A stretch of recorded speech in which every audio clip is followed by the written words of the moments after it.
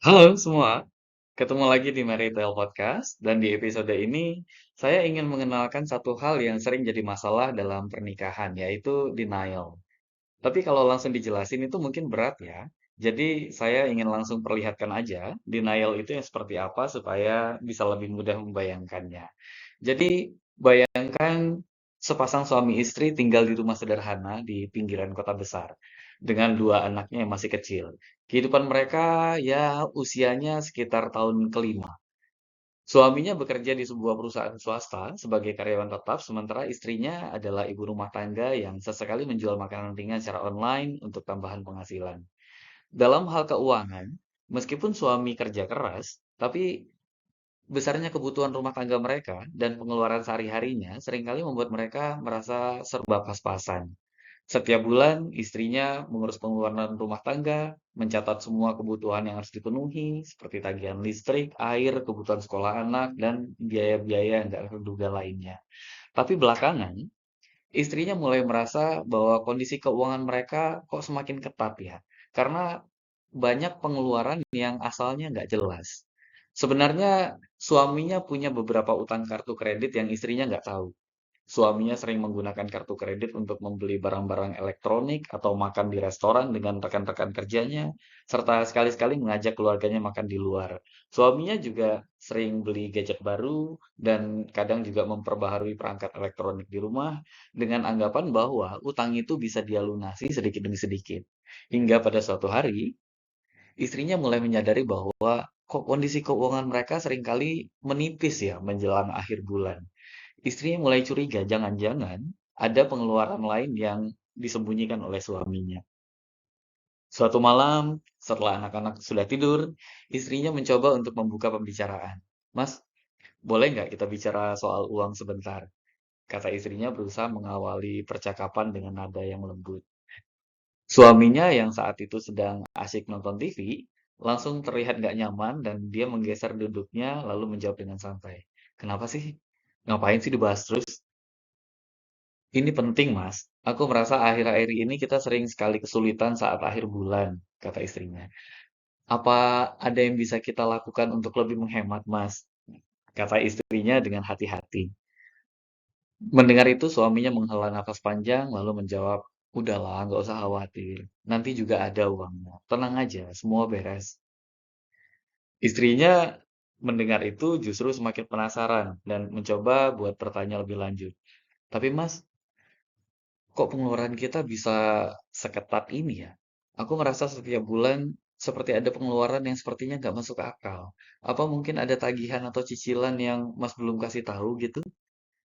Suaminya dengar itu tersentak, lalu merasa terpojok, tapi berusaha buat tetap tenang.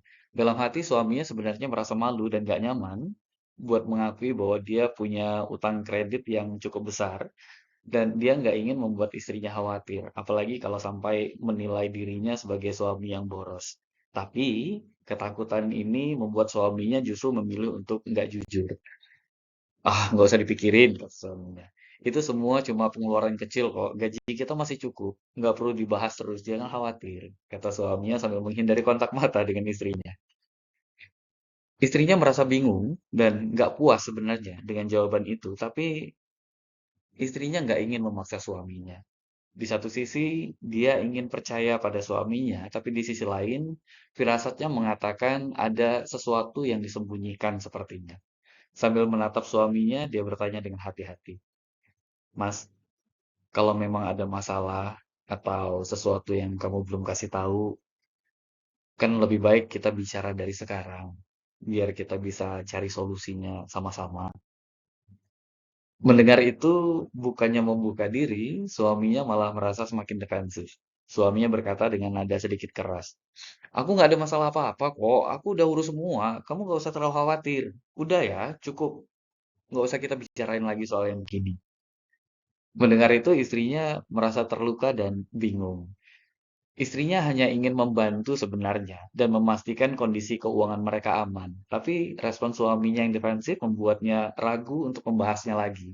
Dalam hati, dia merasa bahwa suaminya sedang menutupi sesuatu, tapi dia takut akan terjadi konflik yang lebih besar kalau dirinya terus bertanya ke suaminya. Setelah percakapan itu, istrinya mulai lebih banyak memikirkan tentang berbagai pengeluaran yang mencurigakan dan apa sebenarnya yang mungkin sedang disembunyikan oleh suaminya.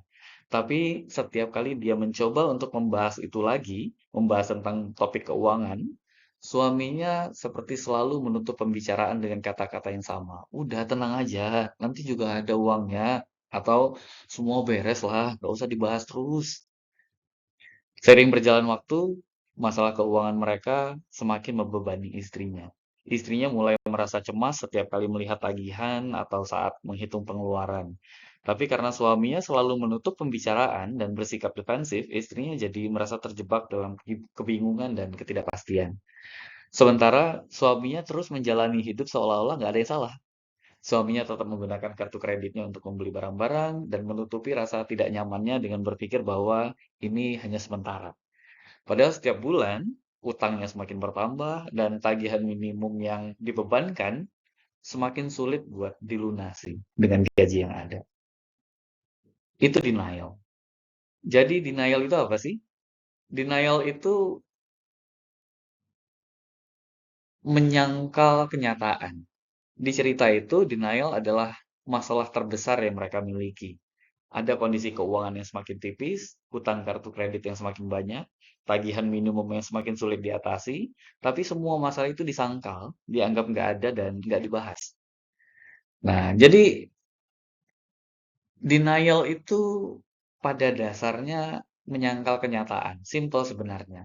Tapi karena disangkal, dianggap nggak ada, jadinya nggak dihadapi, nggak dibahas, dan nggak disolusikan. Menyangkal adanya masalah seringkali terasa lebih ringan untuk dipilih dalam pernikahan karena rasanya jadi seperti nggak perlu konflik dengan pasangan. Jadi kadang-kadang denial itu jadi hal yang sering dipilih daripada dibahas dengan terbuka. Padahal kalau kita pilih buat disangkal dan nggak dibahas dan tidak segera diselesaikan, masalah bisa jadi semakin membesar dan juga bisa bertumpuk dengan banyak masalah lain dan hasilnya malah jadi semakin konflik. Menyangkal adanya masalah justru membuat hubungan jadi terasa nggak nyaman. Selain karena masalahnya jadi terus membesar karena nggak dipecahkan, komunikasi dengan istri juga bisa jadi semakin tersendat kalau suaminya yang bermasalah. Rasa cemas, bingung, dan nggak pasti yang menghantui sang istri dalam kasus itu tadi akan rentan membakar berbagai percekcokan kecil bisa menjadi konflik yang super besar.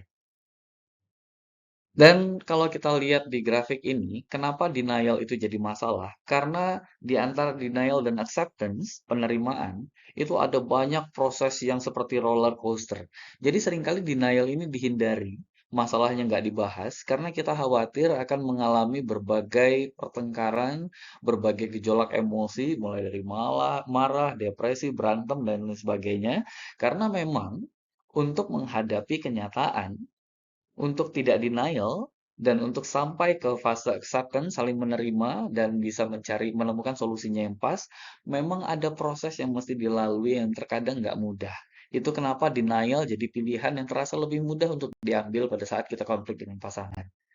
Jadi bagaimana sebaiknya?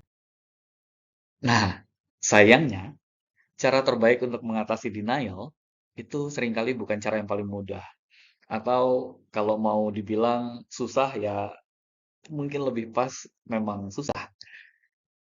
Bagaimana caranya? Ada tiga hal. Yang pertama, sadari bahwa memang ada masalah, jangan disangkal, diakui, lalu bahas solusi yang mempertimbangkan aspirasi kedua pihak. Sebenarnya simpel, tiga itu saja yang perlu dilakukan. Tapi kadang-kadang beberapa episode yang dibutuhkan untuk menjalani tiga itu terkadang pakai acara berantem dan kadang-kadang berantemnya ya parah. Tapi nggak selalu. Kita akan coba bahas situasi ideal di mana membahas permasalahan dengan pasangan bisa jadi nggak selalu berujung pada berantem. Misal, bayangkan suatu hari suami tadi melihat istrinya duduk termenung dan setelah mempertimbangkan cukup lama, dia memutuskan untuk duduk di sebelah istrinya. Lalu suaminya berkata kepada istrinya dengan nada pelan, "Dek, aku tahu akhir-akhir ini kamu sering khawatir soal keuangan kita. Aku aku pengen ngobrol. Aku mau jujur." Istrinya memandang suaminya dengan penuh perhatian, lalu bertanya, "Maksud Mas gimana?" Aku memang merasa ada yang nggak beres sih, tapi kan kamu selalu bilang kalau semuanya baik-baik aja. Mendengar itu, suaminya menghela nafas. Iya, aku tahu. Aku sering bilang begitu. Sebenarnya aku cuma nggak mau kamu khawatir aja. Aku sendiri sebenarnya malu mengakui masalah ini. Istrinya lalu berkata dengan nada lembut, bilang, Mas, aku itu istrimu. Kita ini satu tim. Kenapa aku ingin tahu apa yang sebenarnya terjadi? Itu kan supaya bisa kita hadapi sama-sama. Aku nggak akan marah kok. Suaminya nunduk, terlihat seperti mengumpulkan keberanian, lalu berkata, sebenarnya hutang kita lebih banyak dari yang kamu tahu. Aku pakai kartu kredit untuk beberapa barang dan beberapa kali makan di luar juga. Kupikir awalnya bisa kututupi, bisa kulunasi sedikit demi sedikit, tapi kok ternyata malah makin sulit. Istrinya terdiam sebentar, lalu kemudian berkata dengan tenang, kenapa Mas nggak cerita dari awal? Aku selalu berpikir ada yang Mas sembunyikan, tapi aku juga nggak mau memaksa Mas buat cerita. Aku cuma ingin kita bisa terbuka satu sama lain, Mas. Masih dengan kepala tertunduk, suaminya berkata, aku tahu aku salah. Setiap kali kamu tanya, aku merasa takut. Aku takut kamu menganggap aku suami yang nggak bisa ngurus keluarga. Aku pikir aku bisa ngatasinya sendiri, tapi semakin aku coba tutupi, ternyata makin rumit jadinya. Mendengar itu istrinya berkata, Mas, aku nggak menilai kamu begitu. Yang penting sekarang kita jujur. Berapa hutang yang kita punya sekarang, Mas? Dan apa aja yang perlu kita lunasi? Suaminya menghela nafas panjang, lalu mengeluarkan beberapa kertas dari dompet. Ini total utang kartu kredit kita sekitar 15 juta. Dan ada beberapa cicilan lagi yang aku ambil waktu itu buat beli gadget baru. Kalau ditambah semuanya sekitar 20 juta. Istrinya ngecek tagihan itu, dilihatnya dengan serius, lalu berkata, Oke, ini memang ternyata lebih banyak dari yang aku kira, Mas. Tapi aku senang Mas akhirnya terbuka. Kita mesti bikin rencana. Aku pengen kita sama-sama tanggung jawab buat melunasi ini. Dengar itu suaminya berkata, iya aku siap. Aku juga mau berubah. Aku sadar aku terlalu boros dan nggak dengerin kamu selama ini. Istrinya senyum, lalu berkata, yang penting sekarang kita fokus pada solusinya, Mas. Aku bakal buat anggaran bulanan dan kita harus berkomitmen buat nahan pengeluaran yang nggak perlu. Gimana kalau kita kurangi makan di luar dan liburan buat sementara sampai semua utang kita lunas? Menurut Mas gimana? Iya, aku setuju, kata suaminya. Aku juga akan berhenti pakai kartu kredit untuk hal-hal yang nggak penting. Mulai sekarang, kalau ada pengeluaran besar, aku janji bakal diskusi dulu dengan kamu, kata suaminya. Istrinya berkata, ya mas, bagus. Aku bakal coba buat jualan makanan lebih banyak juga. Mungkin bisa kita pakai buat tambahan bayar utang sedikit demi sedikit, kata istrinya. Mendengar itu suaminya berkata dengan penuh rasa lega. Makasih ya. Aku merasa lega bisa cerita sama kamu. Aku nyesal karena selama ini malah ngumpet-ngumpet. Kalau dari dulu aku jujur, mungkin ya kita nggak akan sampai sejauh ini sih. Coba dilihat cerita tadi. Apakah suaminya menyangkal atau membahas? Jadi ketika kita lihat di contoh kedua, permasalahannya dibahas. Berbeda dengan yang kita ceritakan di pertama, di mana ketika ada masalah, masalahnya disangkal. Kita bisa lihat di mana perbedaannya bila masalahnya disangkal dan bila masalahnya dibahas. Tapi apakah diskusinya akan selalu selancar itu kalau dibahas? Jelas enggak. Karena kalau didiskusikan bisa tersolusikan seperti cerita yang kedua tadi, tapi bisa juga ujungnya bertengkar atau malah jadi hubungannya retak atau juga skenario terburuk mungkin bubar. Tapi kalau nggak didiskusikan, ya rasanya damai sih, tapi masalahnya membesar dan bertumpuk. Ujung-ujungnya akan semakin sulit untuk memulihkan pertengkaran bila ternyata itu meledak dan resiko untuk retak dan bubar mungkin justru akan lebih besar kalau terus-menerus disangkal dan membesar dan menumpuk. Jadi diskusi dengan pasangan untuk mendapatkan jalan tengah yang sama-sama nyaman. memang nggak selalu mudah buat dilakukan. Dan kalau kita kesulitan untuk melakukan itu dengan pasangan kita, mungkin psikolog dibutuhkan untuk membantu kita memperlancar aliran komunikasi yang tersendat oleh sumbatan emosi dan pertengkaran. Jadi terakhir, denial mungkin terlihat sebagai cara yang mudah untuk menghindari konflik dan pertengkaran, apalagi di dalam pernikahan. Tapi cara terbaik untuk menyikapi masalah adalah dengan cara dihadapi, dibahas. Semoga bermanfaat. Kita ketemu lagi di episode Mary Tale selanjutnya. Sampai ketemu di episode selanjutnya.